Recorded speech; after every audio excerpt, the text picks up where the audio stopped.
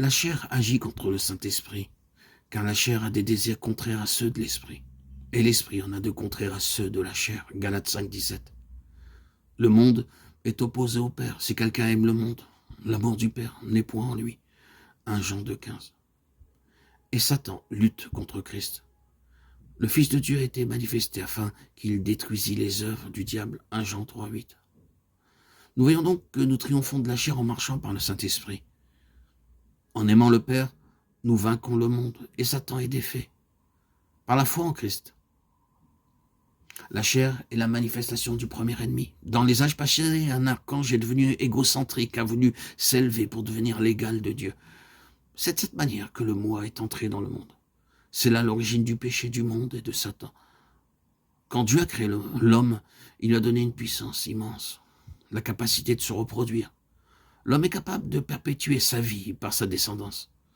À l'origine, Dieu avait espéré que l'homme mangerait le fruit de l'arbre de vie, possédant ainsi la vie de Dieu.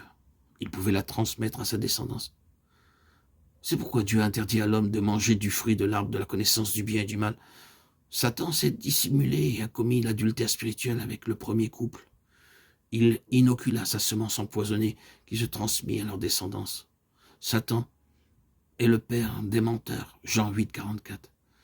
Sa semence est le mensonge. La semence de Dieu est la vérité. Le principe par lequel Satan a tenté Adam et l'a fait pécher est le même principe qui l'amena à pécher.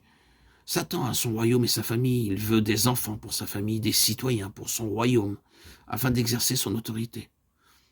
Après la tentation et la chute de l'homme, l'action de Satan fut limitée à la terre, c'est-à-dire au monde. La malédiction l'a frappé.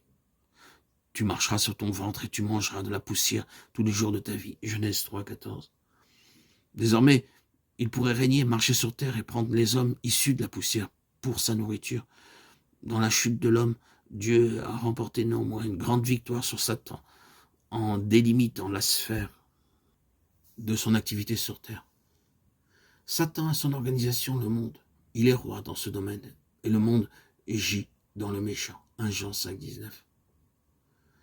Avant son ministère public, le Seigneur Jésus fut d'abord baptisé. Ceci signifie qu'il accomplit son ministère de 3 années et demie sur le principe de la mort et de la résurrection. Le principe de la chair n'était pas agissant dans l'œuvre de sa vie. C'est pourquoi nous pouvons intituler cette période de 3 années et demie la vie de la croix. Le Seigneur Jésus ne faisait rien de son propre chef. Il faisait toujours la volonté de celui qui l'avait envoyé. Il ne faisait pas seulement la volonté du Père, mais il attendait pour l'accomplir le moment choisi par le Père. Jean 7, 6 et 10. En tentant le Seigneur, Satan voulait le séduire et le faire agir hors d'une directive de Dieu, c'est-à-dire hors de sa volonté, l'inciter par exemple à changer les pierres en pain. Mais le Seigneur a répondu, l'homme ne vivra pas de pain seulement, mais de toute parole qui sort de la bouche de Dieu. Matthieu 4, 4.